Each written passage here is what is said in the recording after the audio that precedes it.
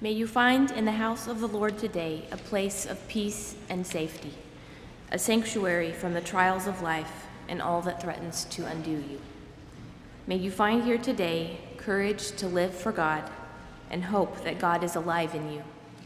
Let us arise and shine, because the glory of the Lord is upon us.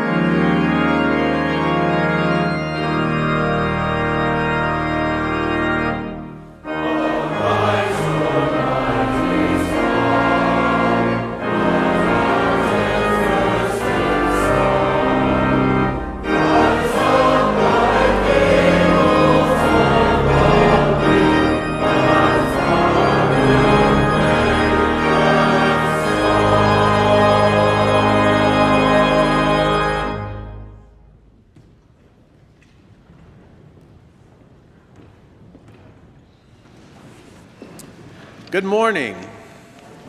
Welcome to Wilshire Baptist Church. If you are a guest with us today, we hope that you will find this a place of welcome, a place of comfort, and a place of peace.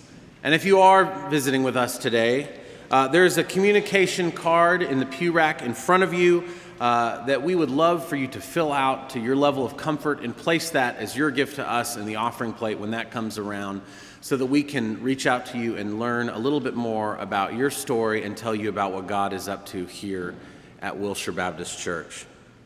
If you'll notice in the order of service, there are plenty of news items about things coming up this week, and maybe a special mention of the piece here in the front by our own David Clanton, which is a wonderful photograph that he's taken, inspired by the cry of dereliction from the cross, my God, why have you forsaken me?" We continue in our journey together through this season of Epiphany. When during Epiphany we recognize the revelation of the Christ child who came to us in Christmas, and we realize that he is truly the light of the world. And today, may we be encouraged and inspired to continue our journey together as we try to bring God's good light into this world through our light work. Let us continue to worship.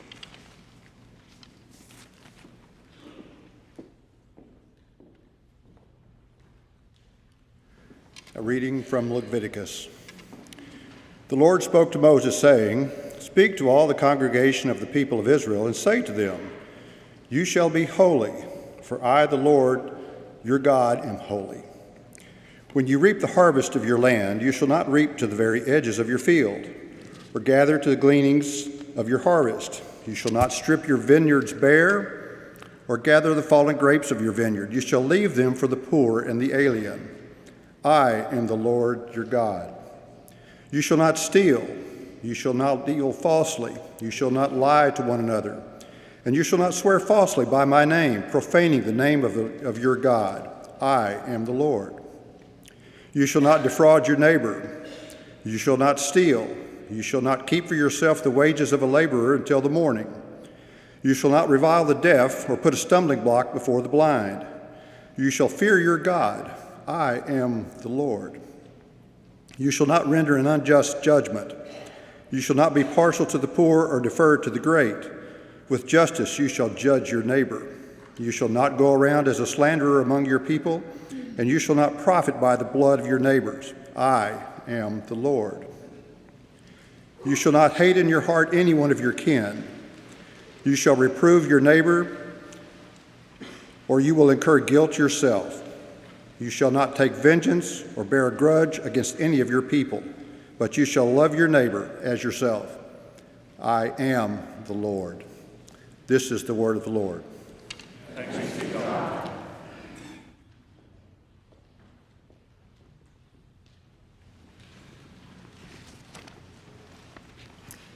I'm honored this morning to share with you some information about one of our missions partners, Genesis Women's Shelter. Every year, Wilshire makes a financial contribution to this important organization, but of course our engagement as a congregation goes well beyond that.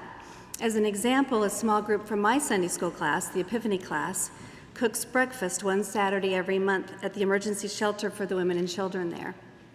In the past 2 years, we've provided a home-cooked Thanksgiving dinner for some 50 to 60 people in the emergency shelter, as well as the transitional housing unit. I'll explain in a minute why these Saturday breakfasts have become something I look forward to every month, but first let me give you just a little bit of background. Genesis serves approximately 1,200 women each year through their counseling services, their emergency shelter, which houses women and children for 6 weeks in a protected environment, and then their transitional housing, where survivors of domestic violence can live for longer periods of time until they're able to live independently. Now, that may sound like a large number, but keep in mind that studies show that 30 to 38% of Texas women have experienced domestic violence at some point in their lives. So, a third. So that's possibly a third of the women in Dallas. So that might be possibly true for 1 in 3 women who live on your street. Could possibly even be true for 1 in 3 women in this room. So Genesis addresses a significant issue in our community. As some of you know, I'm a pediatrician in a low-income clinic near Fair Park, so I can't help but view most everything through the lens of how children are impacted. We know that 1 in 15 children are exposed to violence in their home, and those children are at least 13 times more likely to abuse drugs or alcohol or to become violent themselves. In my job, I'm asked pretty much daily to address attention deficit issues or behavioral problems. And I've learned that the effects of domestic violence can be complicated and they aren't always physically visible. Because you know, it's really hard to focus on your work when you can't predict if you're going home to a quiet evening or a violent one. And it's hard to know how to handle normal playground squabbles when the only model of conflict resolution you've ever seen involves hitting or screaming. And it's really hard to listen and pay attention to your teacher if you're worried that your mom might get hurt while you're gone and somehow you think it's your job to be home to protect her. So it's especially meaningful for me to show up, even for just a Saturday morning, to cook a nice big breakfast for these women and their children in a peaceful, safe environment. Many times we have more children come down the stairs for breakfast than we do women, and we always take along some kind of little craft or project, some activity for them to do. Those of you who have kids or those of you who work with kids or no kids, know how important it is to have a predictable routine for them. So you can imagine what it must be like for them to move suddenly, be snatched up and taken to a new place, even if it's a safer place, taking nothing with them, leaving behind familiar toys and books and the bed that they're used to. So hopefully it helps a little bit to come downstairs where somebody's making you pancakes or waffles and you can make a fun craft for your mom. And I think it's especially important that the men from Epiphany show up. It's delightful to see kids color a picture or play with Play-Doh with men who are calm and gentle and kind to them. You can imagine what it would be like to be a little kid and be in an emergency shelter when it's your birthday. Or maybe worse, you can imagine what it's like to be a mom in an emergency shelter and it's your child's birthday. So Genesis has a program where you can put together a box. It's a specific birthday box with plates and napkins and party favors and maybe a cake mix and something age-specific, theme-specific, so that they can give it to the mom and then she can throw a little party for her child.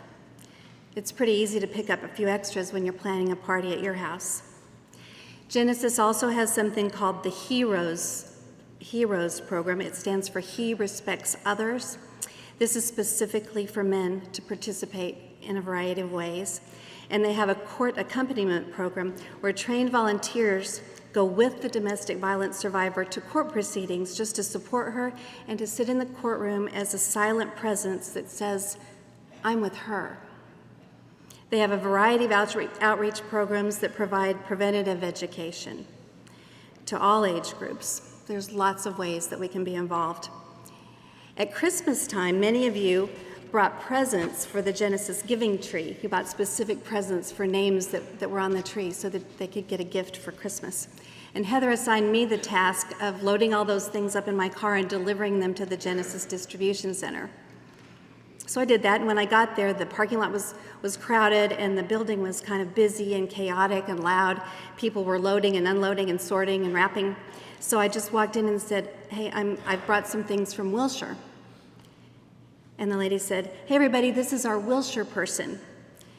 And it got quiet and people stopped what they were doing, and the people that I had already met came over and hugged me, and the people I hadn't met came up and introduced themselves, and then they hugged me. And I kind of felt like a celebrity just for a minute because I said I was the Wilshire person. So what I want to say is thank you, Wilshire, for being the kind of church that engages in a way that led to my receiving that kind of welcome just for being a delivery person. And of course, more importantly, thank you for being willing to engage in such a meaningful way in the work of such an empowering, life-saving organization.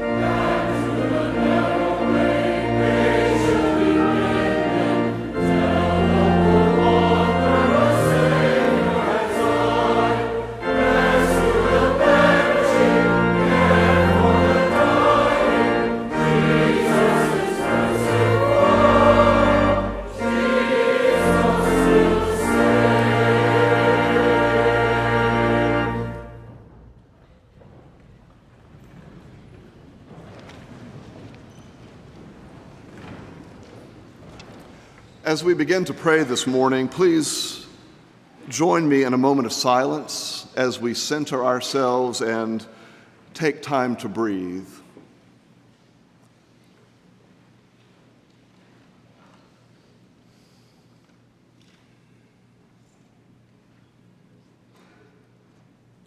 Hear our prayers, Lord, and speak to us as we listen. Open our ears and our hearts to receive your word. And may the words of our mouths and the meditations of our hearts be found acceptable in your sight. We pray first today for all who feel they have been crushed by the tempter, for all who feel oppressed and frightened, for all who live in fear today. We ask your rescue.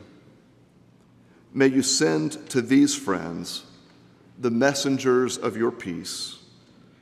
And where there seems to be no way out, may your Spirit make a way. Likewise, we pray for all of us who in any way have become oppressors. May your Spirit move in us and help us to see our sinfulness, our narrowness, our selfishness. Help us to see our attitudes and actions, our privilege and piety as you see us. May we too be touched by loving hearts and wakened by kindness. In this world of estrangement and discord, help us to become your persons of peace, causing cords that are broken to vibrate once more, restoring sight to the blind, setting